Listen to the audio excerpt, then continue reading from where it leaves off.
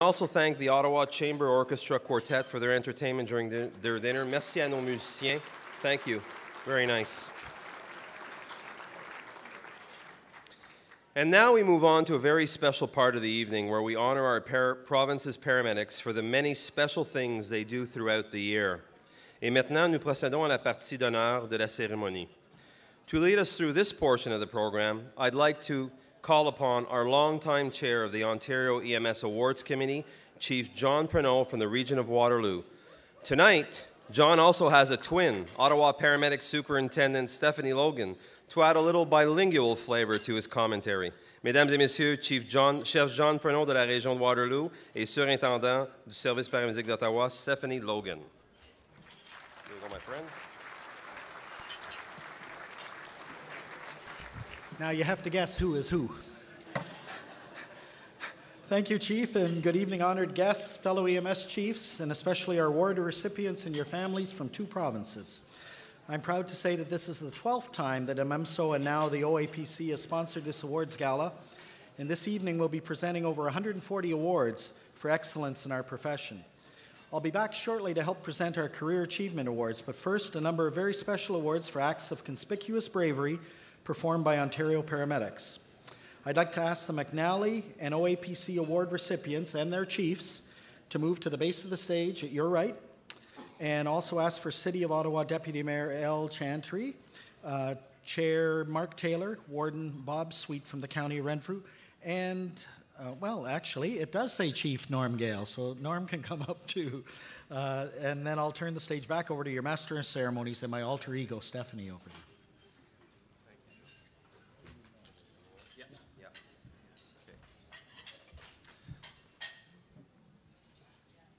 Where's Warden Sweet? You're making your way up, sir? Thank you.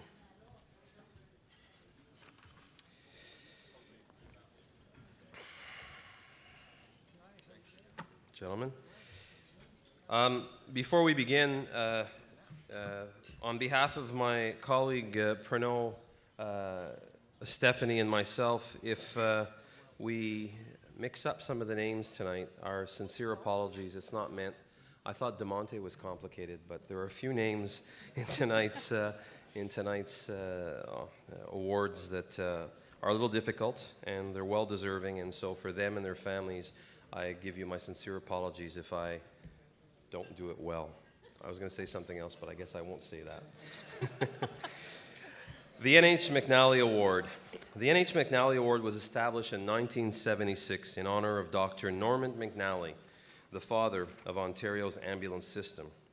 Dr. McNally was hired by the provincial government in 1966 to oversee the development throughout Ontario of a balanced and integrated ambulance service.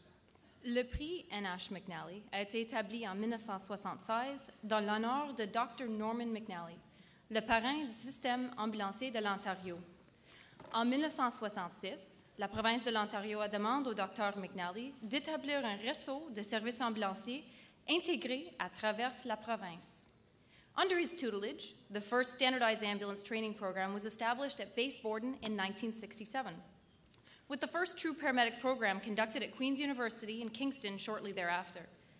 His legacy today is dramatically improved staff training, the development of a standardized ambulance design, consistent patient care equipment, as well as an integrated provincial ambulance radio network. Sous ses sages conseils, le premier programme de formation ambulancier a débuté à la base militaire de Borden en 1967. Cette même année, le premier programme de soins paramédicaux au Canada a débuté à l'Université Queen's à Kingston.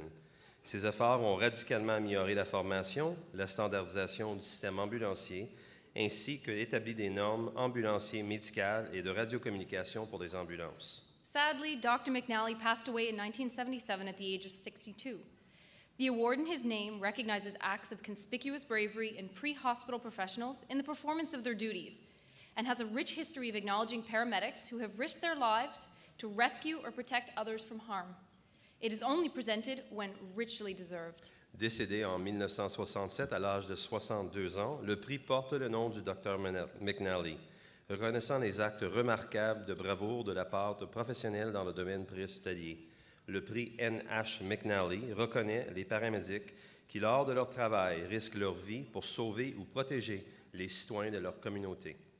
Tonight, we honor 15 EMS professionals for their actions in 7 separate incidents. Ce soir, nous honorons 15 professionnels de services médicaux d'urgence pour leurs actes de bravoure lors d'incidents reliés à 7 incidents séparés. And now, the award recipients. Et maintenant, les récipients du prix N.H. McNally. Mandy Purdy et Vanessa McDougal-Dykes, Hamilton EMS. And I apologize for that.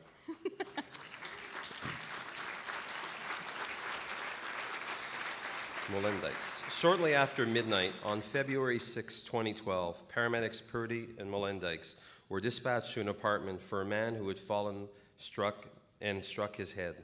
Once in the building elevator, they could smell smoke, and when they arrived at the patient's floor, it was immediately apparent that something was burning. The hallway appeared foggy. No alarms were sounding, but the smoke appeared to be seeping from above the patient's door. After checking to make sure the door was not hot, paramedic Purdy opened the door very briefly, causing thick smoke to exit and activate the alarms. During that short time, Purdy saw the patient lying on the floor beside his wheelchair and below the smoke line. He also heard screams for help. After calling the fire department, Purdy and Molendykes entered the apartment and quickly assessed the patient for injuries before dragging him to safety in the hallway. Purdy and Molendykes unfortunately suffered the effects of exposure to the sick chemical-filled smoke and required treatment in hospital before being released. Paramedics Purdy and Molendykes.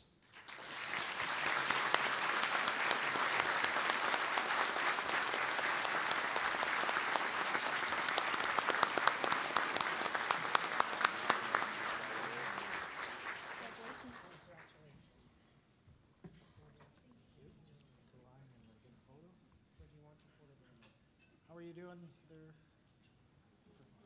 In, follow her. Follow the instructions of the...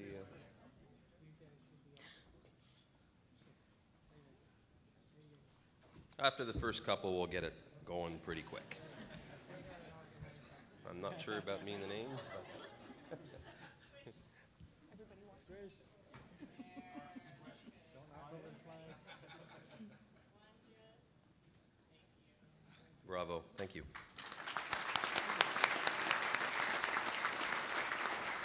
Congrats. Tyler Austin and Métis Browning, London Middlesex EMS, or Middlesex London EMS. I apologize to my colleague, he corrected me earlier. On the evening of May 8th, 2012, Middlesex London paramedics Tyler Austin and Métis Browning were dispatched to an apartment building in the City of London for a patient with a history of psychotic and bipolar disorder exhibiting behavioral problems. The patient had apparently tried to stab her mother, and the crew was cautioned not to enter until police arrived. The crew staged in the building as police had not yet arrived. They were met by the patient's mother, who urged them to help her daughter, who was having an emotional breakdown. They advised the mother they would not enter the apartment until police arrived due to the history of violence and weapons, but asked the mother to go in the unit and bring the daughter to them. The mother agreed, but soon returned yelling that her daughter was about to jump off the balcony. The crew decided to enter the apartment without police support and found the patient hanging from the third-floor balcony railing. The crew members each grabbed an arm just as the patient was letting go. A 2-minute struggle ensued with paramedics, then the patient yelling rather, "Let me fall, let me go," before paramedics were able to bring her back over the railing. Police arrived shortly thereafter and helped escort the patient to the hospital. Paramedics Austin and Browning.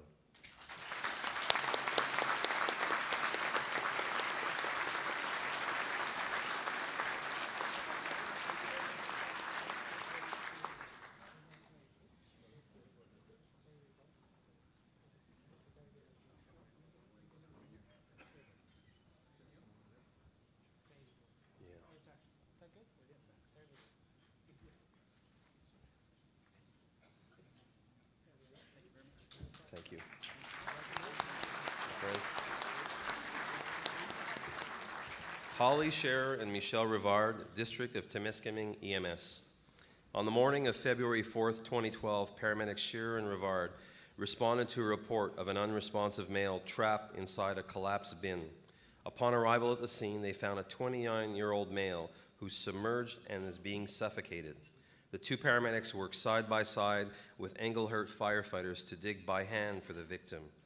Doing so required them to enter the collapsed structure and search through the collapsing grain.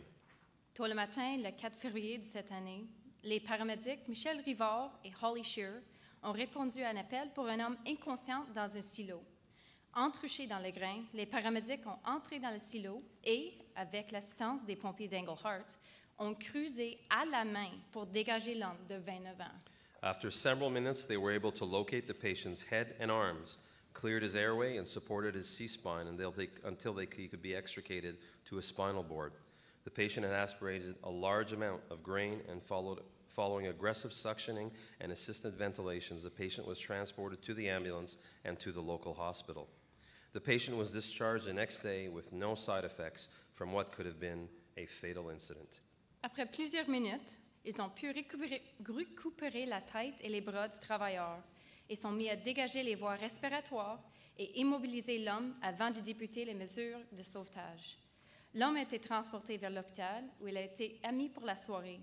Le lendemain, le travailleur a pu retourner chez lui sans effet secondaire de la presque mortelle situation. When interviewed after the incident, asked if they felt they were in danger themselves during the rescue, their response was, "We just did what we had to do and couldn't stand there to watch a man die." Quand ils ont été demandés de leur part dans le sauvetage et le risque à leur propre vie, les paramédics Rivard et Shearer ont déclaré « On a fait ce qu'on a dû faire. Il n'y avait aucune intention de témoigner du décès de cet homme. » Ladies and gentlemen, paramedics Shearer and Rivard.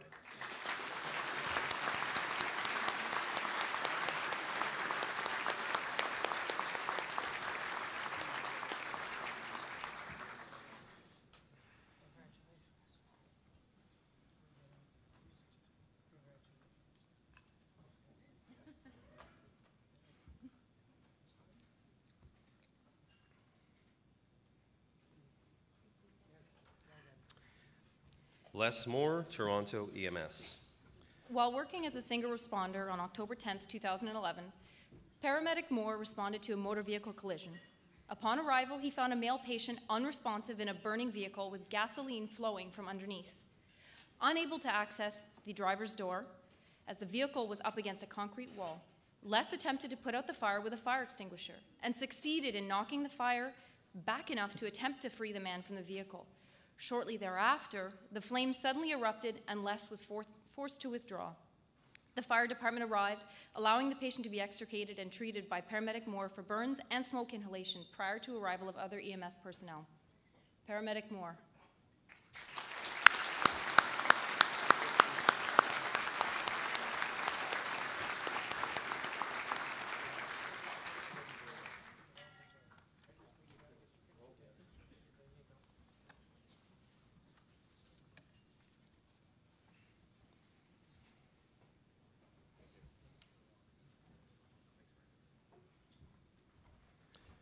Robert Bronson, Heiko Mueller, Toronto EMS.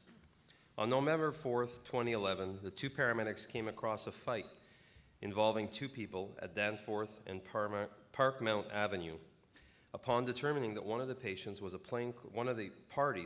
a plainclothes police officer shouting that the other individual had his gun, the paramedics immediately wrestled and pinned the individual to the ground. The plainclothes officer was then able to secure the weapon before other officers arrived. Paramedics Bronson and Mueller.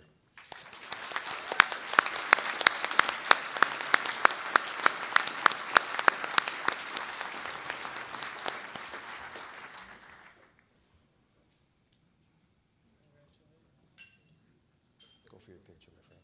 Pictures.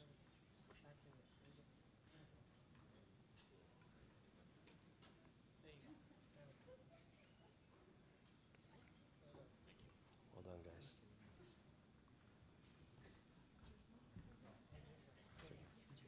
Thank you. Norm Roberge, Jamie Kerluke, and Murray Robinson, Toronto EMS. On October 16, 2011, paramedics Norm Roberge, Jamie Kerluke, and Murray Robinson responded to a medical call on Emmett Avenue. Upon reaching the 11th floor, they detected smoke and requested the attendance of the fire department. Further investigation revealed an apartment full of heavy smoke, and the building superintendent holding an unconscious tenant on the balcony. Without concern for their own safety, they entered the apartment and extricated the patient to the hallway, where they began resuscitative measures.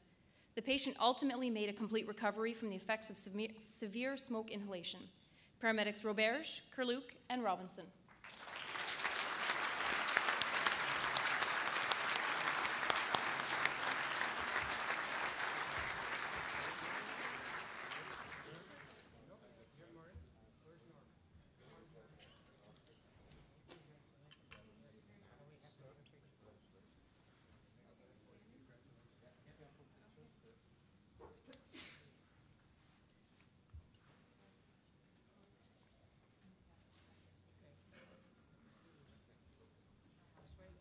Thank you. Elizabeth Hargis, Nadia Archambault, Toronto EMS. On April 21st, 2011, paramedic Elizabeth Hargis and Nadia Archambault responded to a report of a 91-year-old male unable to breathe after a possible explosion at his residence. Upon arrival at the scene, they observed that the patient standing on the porch, but could detect a strong smell of an unknown gas in the air. When the paramedics attempted to verbally direct the patient to leave his porch, he tried to re-enter his residence. Paramedic Hargis promptly went after him into the hazardous areas and forced him away from the danger. Once the patient was placed in the ambulance for treatment, the crew began to notice fumes that were overcome by hydrogen sulfide gas that was off-gassing from the patient's clothing. Decontamination procedures were required, but the patient and medics all recovered. Paramedic Hargis and Archambault.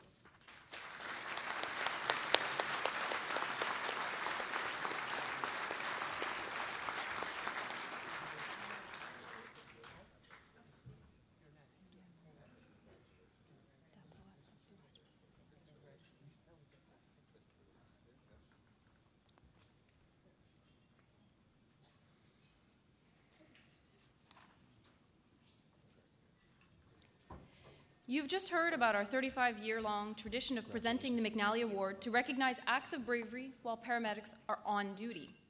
In 2008, the AMEMSO Board of Directors recognized that a number of very worthy individuals were going unrecognized simply because their actions took place while they were off duty. Vous avez témoigné d'une tradition de reconnaître les actes de bravoure, une tradition durant de 35 ans. En 2008, le conseil d'administration de l'Association municipale des services médicaux d'urgence de l'Ontario ont établi un nouveau prix honorant les paramédics qui ont agi avec courage et des actes portés hors des heures de travail. As such, the board established a new award, the AMEMSO Award of Courage. Similar to the McNally Award, the AMEMSO Award recognized an action by an off-duty paramedic employee that required that individual to place themselves in a position of risk to rescue or otherwise protect another person from harm. This is the fourth year that the award is being presented, but it's the first time under its new name, the OAPC Award of Courage. Conséquemment, le prix de bravoure AMEMSO a été établi. Parallèlement au prix NH McNally, ce prix reconnaît les paramédics qui ont risqué leur vie pour sauver ou protéger des citoyens et leur communauté. Ceci est la 4e année que nous présentons le prix, cette année sous le nouveau titre de OAPC Award de Courage, le prix de bravoure de l'Association des chefs de paramédics de l'Ontario. And now the recipient. Mesdames et messieurs, le récipiendaire. Derek Kremen, Cochrane District EMS. During the early evening hours of July 2010, Paramedic Commander Derek Kremen was training for a triathlon at Jill Lake Beach in Timmins, where he observed a large adult male walking fully clothed into the lake. Local police officers were in pursuit, as unbeknownst to Kremen, the male was attempting suicide. The male swam out towards the middle of the lake with the police officers following. When they caught up with the male, a struggle ensued, with the male trying to pull the police officers below the surface with him. Mr. Kremen and 2 off-duty OPP officers training with him immediately ran into water and swam the 50 meters of the lake to where they located the patient and brought him to shore. Once on shore, the patient was found to be vital signs absent, and paramedic Kremen initiated CPR. Within a very short amount of time and prior to EMS arrival, the man was resuscitated and regained consciousness before reaching Timmins and District Hospital. Fortunately, all of the rescuers survived the incident. Ladies and gentlemen, paramedic Kremen.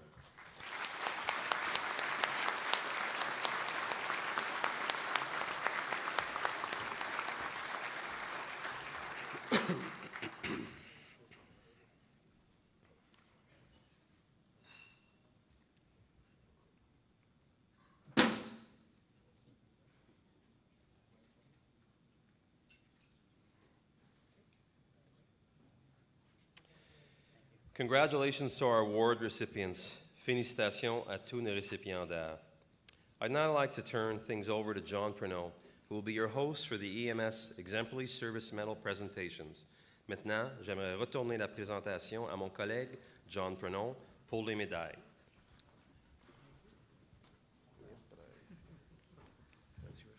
Okay, we'll swap. There you go.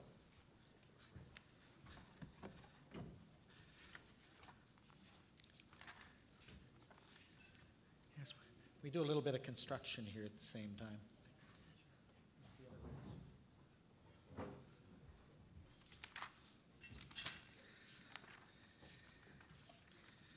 Okay, thank you, Chief, for an excellent job both this evening and in steering all the efforts for and all the planning that's required for a conference as big as this one. We'll have you back a little later on. As already mentioned, this is the 12th year that we've been privileged to host these medal presentations honoring the career contributions of Ontario's paramedics. The Emergency Medical Services Exemplary Service Medal being presented this evening was created in 1994 by the late Governor-General Romeo LeBlanc as a component of the Canadian Honours System. Comme mentionné plus tôt, nous nous retrouvons dans la 12e année où nous présentons ces médailles pour le service exemplaire pour les paramédics qui œuvrent avec fierté et honneur dans leur communauté. La médaille a été créée en 1994 par le gouverneur général Romeo Leblanc. The award is more than a long service medal, but rather an exemplary service award presented to those eligible members of the pre-hospital emergency medical service who have served for at least 20 years in a meritorious manner, characterized by the highest standards of good conduct, industry, and efficiency.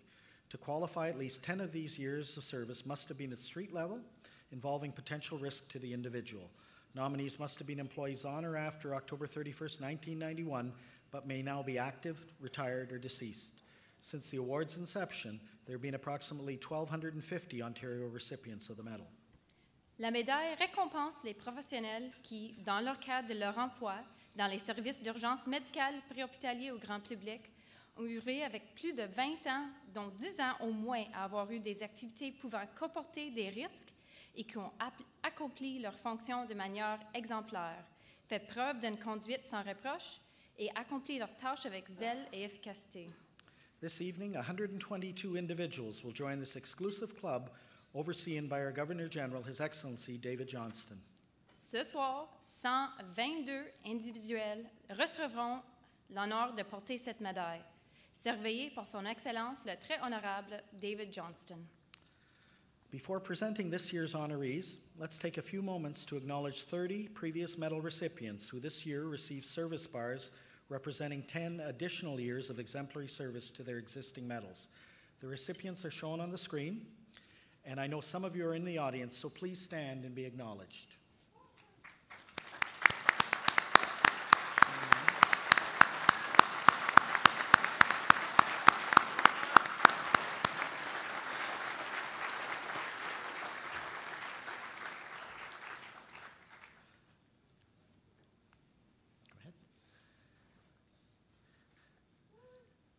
We'll just add the next slide is for our friends from Quebec.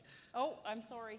My apologies. The next slide is for the friends from la coopérative des paramédics de l'Outaouais. Excuse-moi. And I have to mention that on those two slides, there were 7 names bolded on the list that represent EMS careers that exceed an amazing 40 years in duration. So.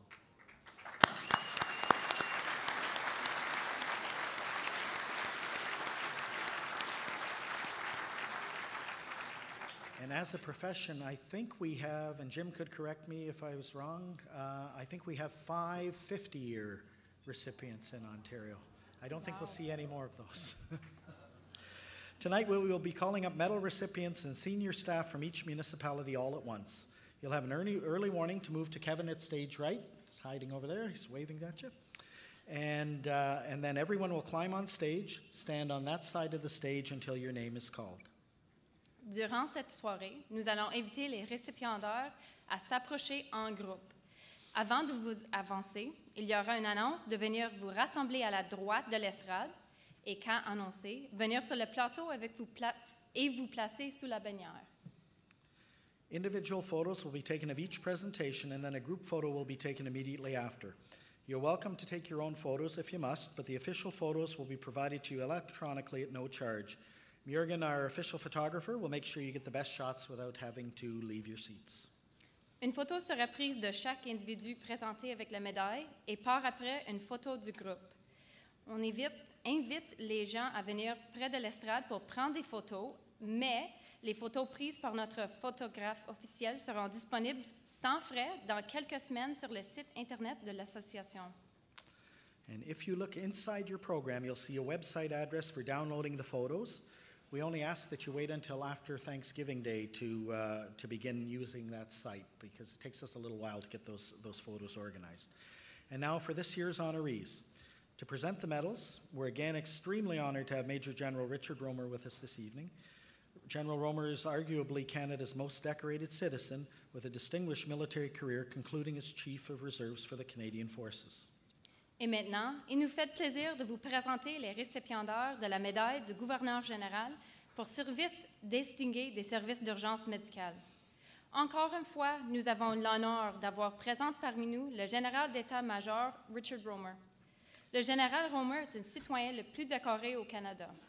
Sa carrière militaire a conclu dans le rôle de chef des réserves des Forces armées canadiennes. General Romer is a lawyer, a best-selling author, and a television commentator. Yet he always makes time for EMS here in Ontario, including serving as the honorary chief of Toronto EMS.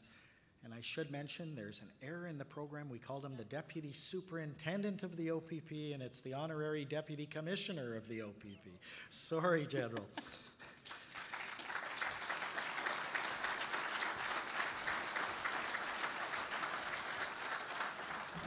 Those of you who've heard him speak before know how fascinating an individual he is. Le général Romer est un avocat, écrivain best-seller et commentateur à la télévision. Le général donne généreusement de son temps dans le rôle de chef honoraire des services médicaux d'urgence de Toronto et chaque année venir honorer nos paramédics avec la médaille de gouverneur général pour service distingué. Ladies and gentlemen, please welcome our very good friend, Major General Richard Romer. Mesdames et messieurs, veuillez accueillir notre ami, le général d'état-major Richard Romer.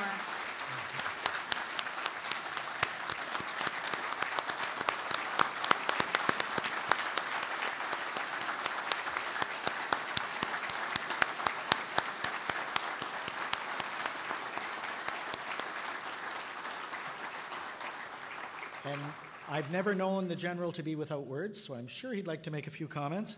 And while he's coming over to the podium, could we have the recipients and senior staff from Cochrane, Cornwall, Stormont, Glengarry, and Durham join Kevin at what is your right side of the stage. General?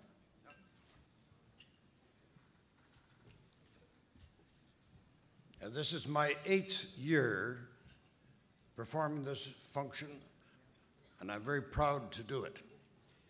It is a remarkable period of time that EMS has grown.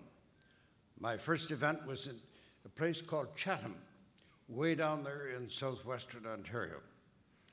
And the crowd was small. Very few people wore uniforms, but it was a beginning. And the beginning has grown into this magnificent group here tonight. What, 600, 700 people. Fantastic. And the amount of service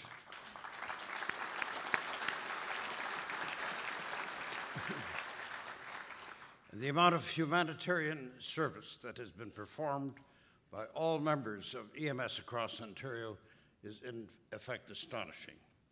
One of the objectives I had hoped to achieve personally in the period of time is for the Premier, and I'm still after him, the Premier, I organize his ceremonial events just for something else to do, such as Remembrance Day, which is coming up very shortly. But he decided 6 years ago that he would honor families of people in the military and the fire and police who had died during the year on duty. So it's the Premier's tribute to the fallen ceremony. I've been trying to get him to go for EMS as well, but I haven't succeeded. But I'm not finished.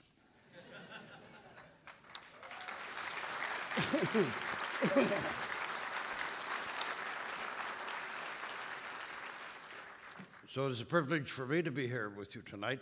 I attended the change of command of the Royal Canadian Air Force, which was renamed just a few months ago by the Prime Minister of Canada, to the great satisfaction of all of those of us who have served in the Air Force and those who still serve. It was a great event.